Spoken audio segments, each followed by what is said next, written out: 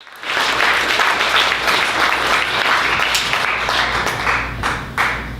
next reader is Jack Kaulfus. They are the author of the short story collection Tomorrow or Forever, which is set to come out on July 18th through Transgress Press, 2018. And Jack will be reading at Bookwoman on July 13th. So please come out for that event.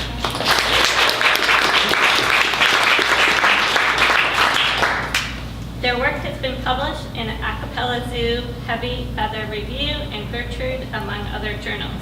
Jack teaches high school English in Austin, Texas, and holds an MFA in creative writing from Texas State University in San Marcos. When all the grading is finished, Jack plays in the queer Americana band Brand New Key and tries to avoid injury on the hiking trails around Central Texas.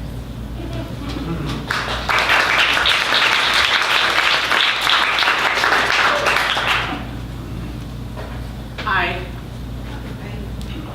So this is from the first part of my novel, which is called Blood Makes Noise, and it's the year is about 2015. This part is set in New Orleans, and in this section, there's a queer high school girl named Trista who's been caught going down to the French Quarter and taking pride in this sort of radical queer resistance movement with a lot of really cool people. But her parents are kind of like, they're kind of buffet Catholics, so they get really scared, so they start to, they send her to some, like an after-school program that's basically conversion therapy. All right. Okay. I'm just nervous, sorry. The sleet was coming down hard when she pushed open the heavy wooden door to the basement meeting rooms and descended into the cold darkness. At the bottom of the stairs was a door with a sign taped to the window showcasing times of AA meetings, prayer groups, and parish meetings. Trista took a deep breath and turned the knob. The first thing that hit her was the smell, which was so strong and had a taste, maybe a color. She glanced around looking for maggoty trash, or a pile of rotting teeth maybe, but found nothing but metal chairs and a kitchenette below a stained and warping drop ceiling. The smell lodged in the space between the roof of her mouth and the back of her throat, and she fished around for a piece of gum in her bag. The walls, painted the color of dark urine, were bare save for an ecclesiastical calendar and cheap stained glass. The floors were specked with pieces of shiny rock. Trista let the door close quietly behind her.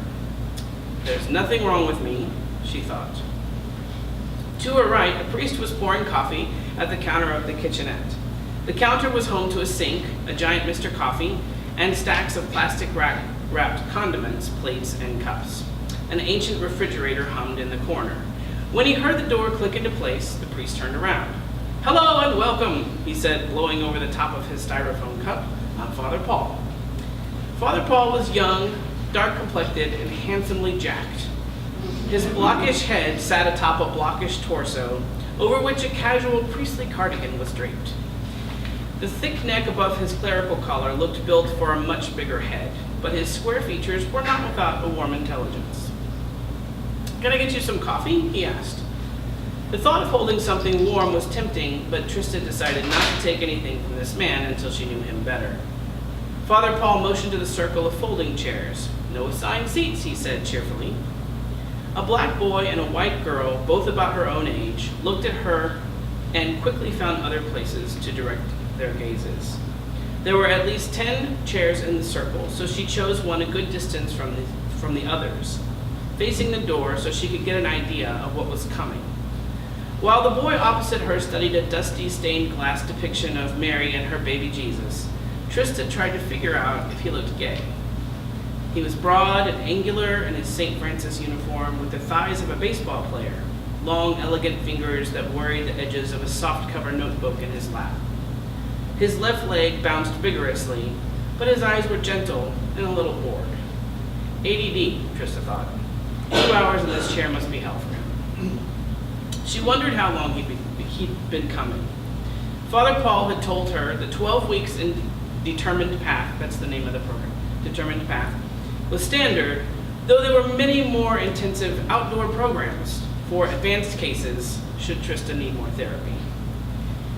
3 seats to Trista's right, there was a girl sitting there. She wasn't wearing a school uniform. She hunched sturdily, uncomfortably over a cup of coffee, inhaling the steam. Her outfit seemed to consist of fitted slacks and a matching suede jacket pulled tight across her shoulder blades. When the girl sat up and brought the coffee to her lips, Trista saw that she had a face full of expensive, well-chosen makeup. Her cheeks fairly glowed beneath large, brown, blank eyes, ringed in smoky liner. Her feet were squeezed into turquoise flats that matched a headband, holding back thick, dark hair. She shifted in her seat, and her hair caught the lights, and it was the most beautiful, living thing in the room. The model for this particular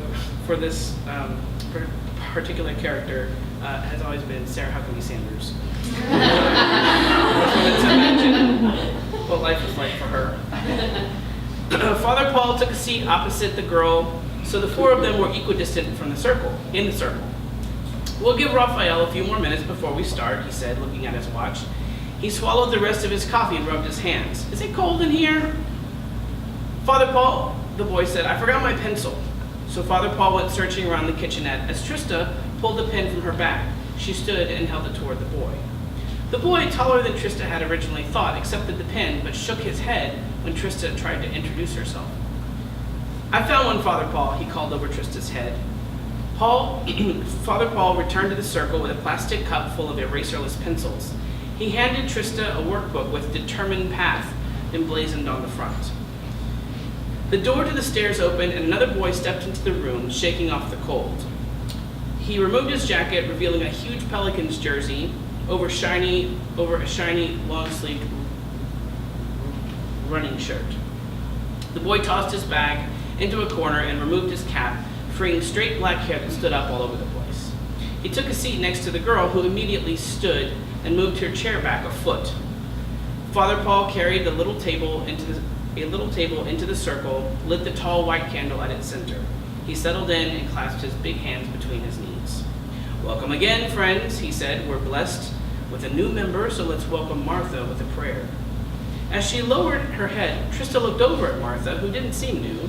She closed her eyes, and in the brief darkness there, she allowed the cold metal chair against the backs of her thighs to disappear, the empty yellow walls, the damp air of the basement to dissipate. She imagined instead the Sacred Heart smoldering beneath her own ribs, splitting to reveal the fire inside, opening wide to Risha. Find me, she prayed. Father Paul brought the prayer to a close with the sign of the cross. Ephraim, would you start with the introductions, please? Ephraim twirled Trista's pen over the knuckle of his thumb.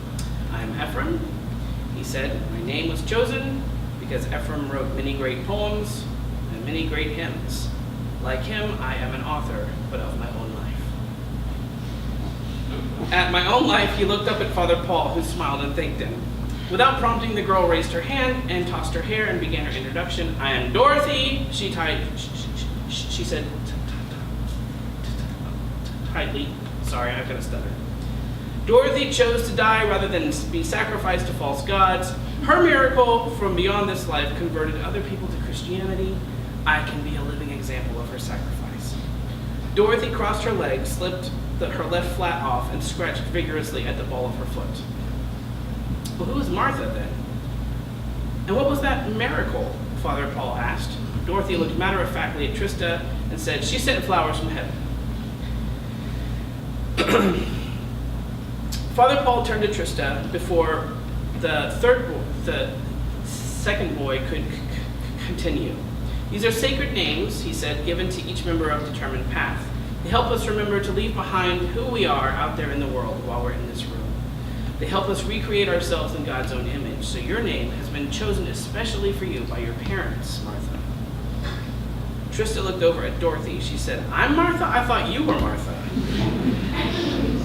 You're Martha, Father Paul said to Trista. Part of what you'll do during your first week is figure out why your parents have chosen this name for you and how you will choose to embody the spirit of your namesake. He handed Trista a thick volume of Lives of the Saints and instructed her to write her name on the cover of her Determined Path workbook. As you have heard, Raphael has chosen to heal his life. Dorothy has chosen to be an example to the world. Ephraim, over there, is crafting his future while he shares his afternoons with us. So the question you will be putting to yourself is of the utmost importance. It's only through God's mercy that we can change our lives. Trista glanced around the circle to see if any of the others were believing any of Father Paul's nonsense. I'm not Martha, she said. Well, I'm not Martha, said Dorothy. Martha has to be you. The boys had their eyes trained on the candle in the middle of the room. Raphael's boredom was palpable. Ephraim's eyes were glazed, turned inwards. Trista could hear the faint click of the pen as it twirled over his thumb and back again. Thanks, y'all.